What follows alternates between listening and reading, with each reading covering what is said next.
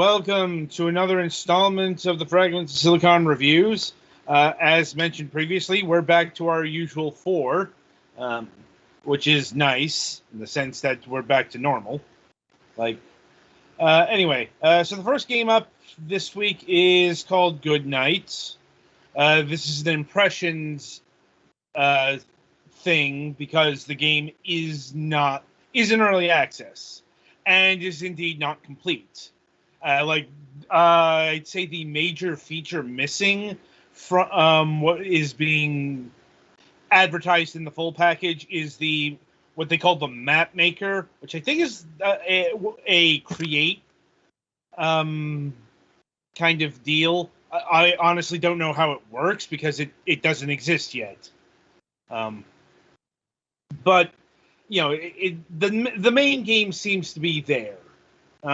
So that's the important thing, and it's got a few modes. It's got a pacifist mode, which you don't have any offensive capabilities.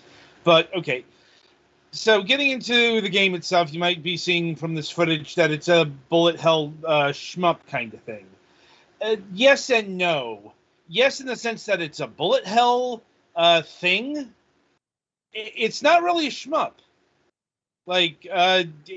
Honestly, this is a kind of a new kind of game, or it's a pastiche of so many other kinds of games that it ends up being its own thing. Not exactly sure how you want to frame it, but it's. I've never seen a game quite like this. I mean, obviously, I've seen bullet hell like this before. It names Toho as one of its main inspirations, which is definitely bullet hell, and there are other bullet hell shooters out there, but it's not strictly speaking a shmup or a shooter. You do shooting, but it's more like a puzzle game, especially when you get to the boss levels. Kind of the skill-based shooting is when you're dealing with the mooks, because that's when you have the tap charge mechanic. That is to say, in order to attack, you hold down the button. It also professes to be one button. I think I mentioned this on Wednesday, but it's not strictly speaking a one-button game. It's a two-button game because there's the attack/flip button. When you hit the button, you will change direction. That's the primary function. Holding down the button will enable you to attack. It's kind of a weird thing because you kind of guide it. Well, actually, you guide it using mouse or presumably an analog stick. I did not try this with a controller, but anyway, there's also a slow time button, which is in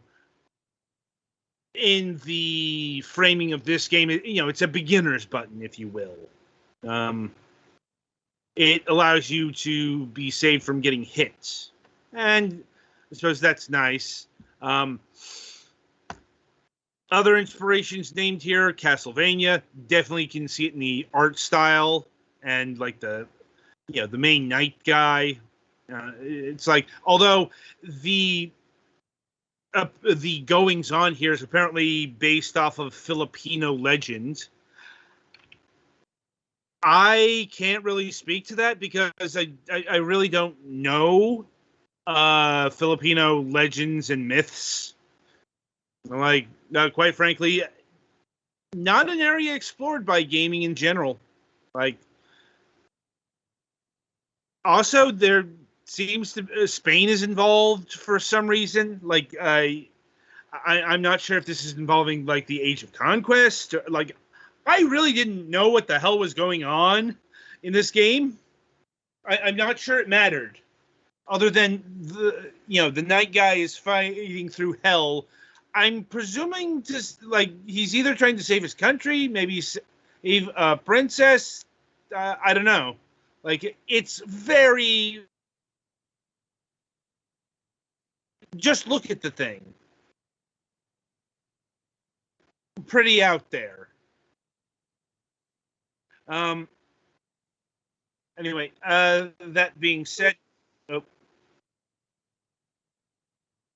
the game plays pretty well. Granted, it once you get past all of the bullet hell flashiness, it's incredibly simple. Yeah, it does suffer from the bullet hell effect. That is, there's so much fucking visual information going on in some of the rounds that you're just gonna lose your character in the ensuing morass. And they're like that about bullet hell games. I understand it comes with the territory. I've never liked it. It's always reeked of a bit of an artificial challenge to me. It's like, oh, this is hard because I can't bloody see anything.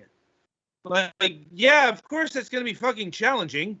Not a good kind of challenging, but to each their own. That being said, this game does have kind of a solid black outline when you're getting near bullets. It's a help. It doesn't help all of the time, but it does help. And it also cites Super Hexagon. That's definitely in the structure. Because your knight's running around in a circle, usually around this protective rock.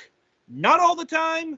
Like, that's actually taken away during some waves, and that does have an effect on the level, because what that the protective rock does is it absorbs bullets. You can see it in some of the footage. When that's not there, you have to doubly plan, because the bullets will be going in and out basically. First chapter comes to mind there. There's also 2 difficulty settings. There's the puzzle mode, which is the casual mode, and the true hell mode.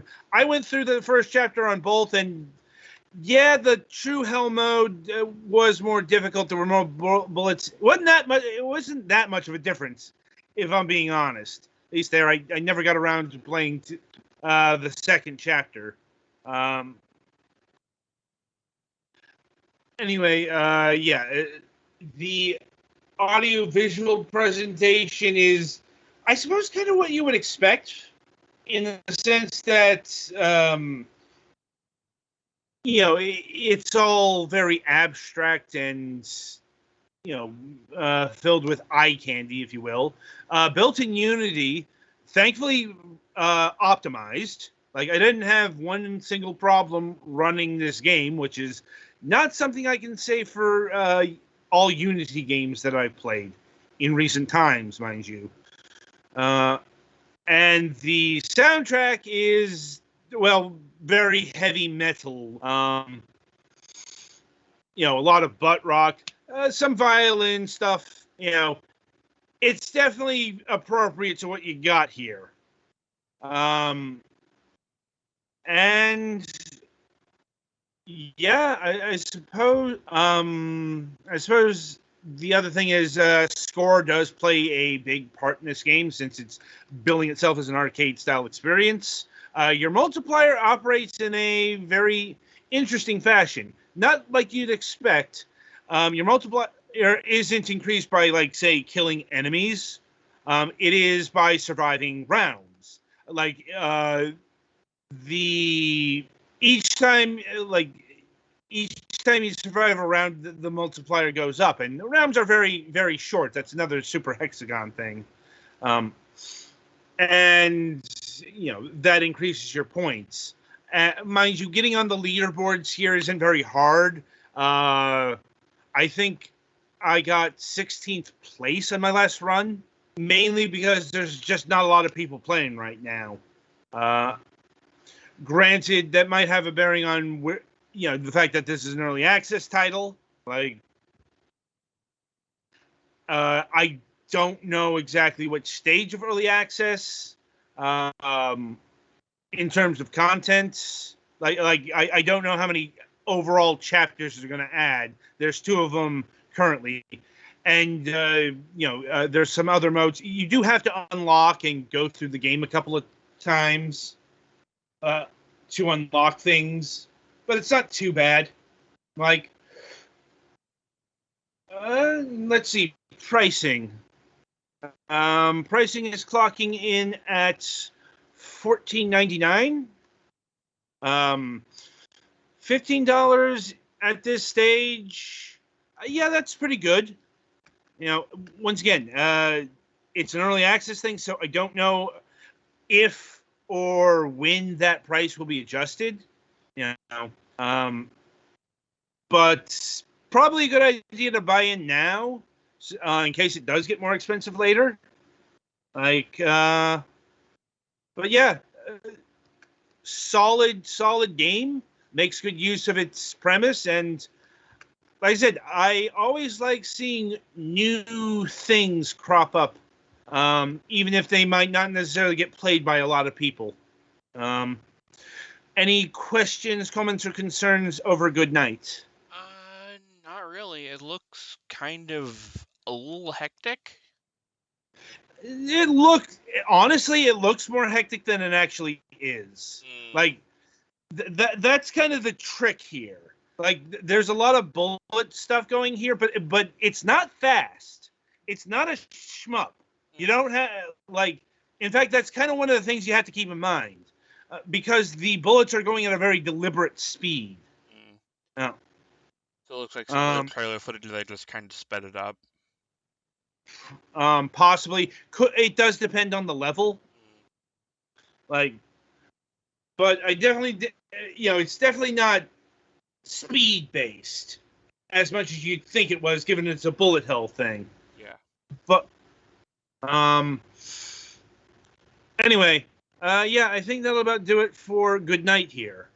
Be sure to tune in after the break, as Petty here will be reviewing Pile Up, box by box.